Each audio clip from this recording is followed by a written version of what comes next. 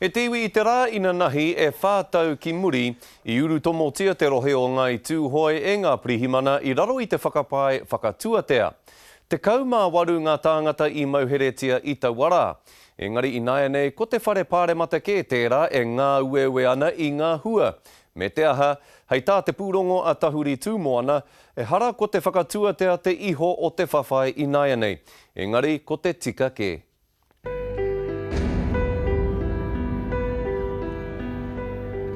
He mahara e nau kino ana ki te hine naro. Ko te marama o mahuru te tau 2011, te wā I noho mō rea ai te ao. He kino I ranona hia ki Aotearoa, nāna mahia te kāwanatana, ki te whakature I te pire whakatumatuma, hei tiaki te haukaina, mai nā huariri e noho ana ki tawhiti.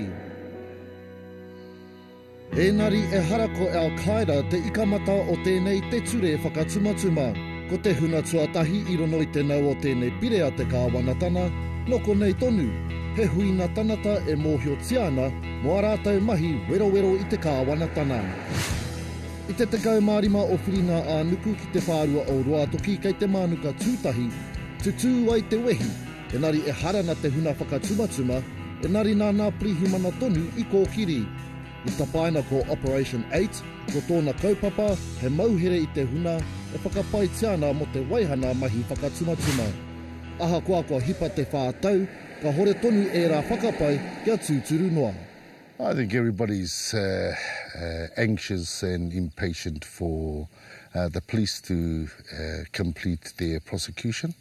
We're of course disappointed with the continuous delays. We're hoping that next year we would get to the end of it and that there will be a result from the police case. And then Tuhoe will rally to respond from an iwi point of view. Kua hipa te whātau, kua waikura waimeha nā hāmene a ko te mutuna mai I whakakorea. I nāia nei e whānoaiho te huna kei te hāmene tonu. Ko te whakapai he whakarite rōpū takahi ture. Ko tahi anake o rātau he Tuhoe. Tamaiti is the Tuhoe within the four, but I feel that we have some moral obligation to the other three. Why have we been left with four?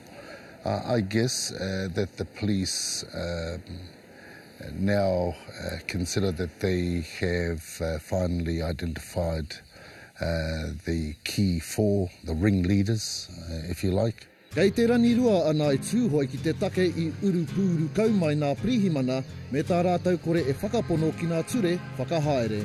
I think there is a broad general acceptance that that Tuhoe will not get a fair and just deal from the judicial process.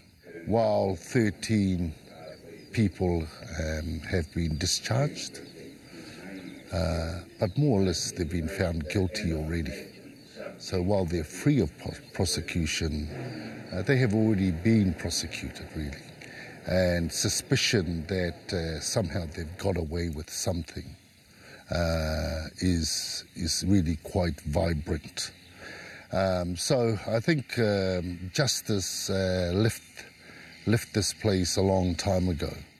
E kore amuri e hokia, I mate a Tuhoe Lambert I te marama o Hononoi me te mautonu o nā hāmene ki runa iaia. He hoarana tira, he pāpā, he karaua, he mōrehu hoia. Koe nei rā te moke o te nākau o tōna tama, a Newton. As a father, I couldn't get any better, you know. He'd always organise all our Christmases, and he always tried to instill in us the importance of tikanga Māori. That was really important to him, that we learnt our Māoritanga, our Tuhoetanga, that we always remembered what our people have been through. Kua Māori tau te nākau o Newton Lambert mo te matehana o tana pāpā. Engari kei te ranona tonu te mamai. It was quite traumatic at the start, but you know, cliche things heal over time. We can't forget it, we won't forget it, but it's not so hurtful anymore. While it's not as traumatic, But I'd say probably the worst thing that's happened is we've lost our father. No enei mahi kaikino I hiahia aia Newton ki te whai I tētahi tohu hei roia. The main reason, the main push that made me go into law especially was the raids, October 15th, 2007. The following year I enrolled into university in Auckland, so I've been studying law since 2008. I'm now in my 4th year. I've got 1 more year to go. So the raids was my primary reason, as well as my father, making them proud of my whānau. Ko te moana winitana tētahi I mauheretia, ko ia tētahi o te rōpū I tērā marama I hikina o rātau hāmene. I nāe nei kei te tuhi puka puka I amo nā mahi huaki me nā āhuatana I pā kiaia, me ona mataku ki te hunuku I tōna whānau. When my son went to Christchurch, he went down there because he was beaten up. Buffett. The other people that beat my son up was the police. I know for a fact that it happened, because the answers that they gave to me as to why it was done didn't line up with what the doctors told us. We want to talk about impact. That was the worst one, was that. To see my son beaten up to the point where his face was just black and blue. They beat him up. Why? You know, because he was my son?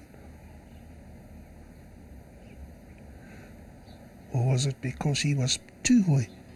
He taumaha tana kei runa tonu ia te moana ki te tiaki I tōna whānau. It's hard.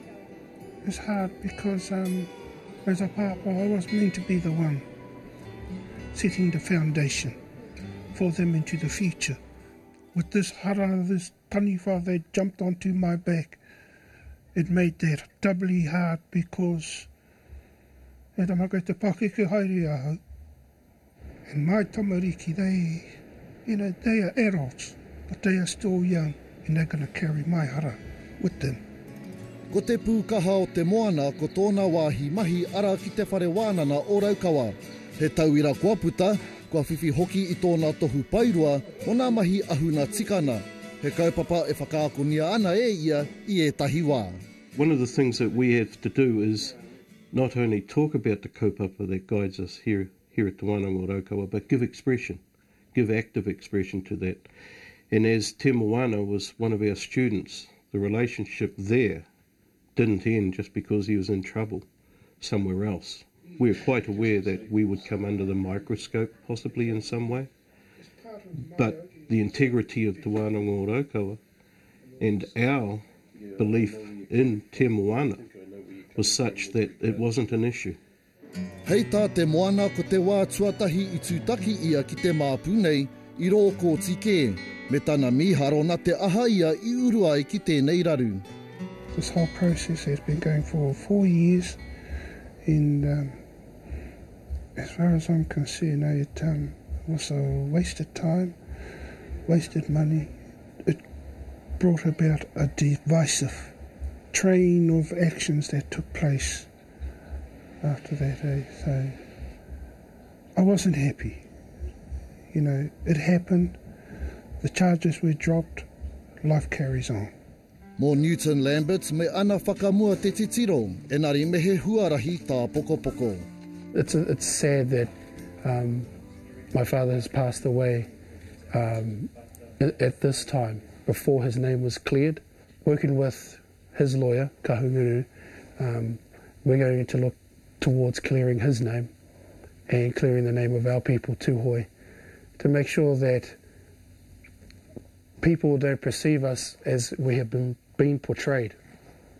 So even though the 13 have been discharged, the journey is still ongoing. The trial's next year.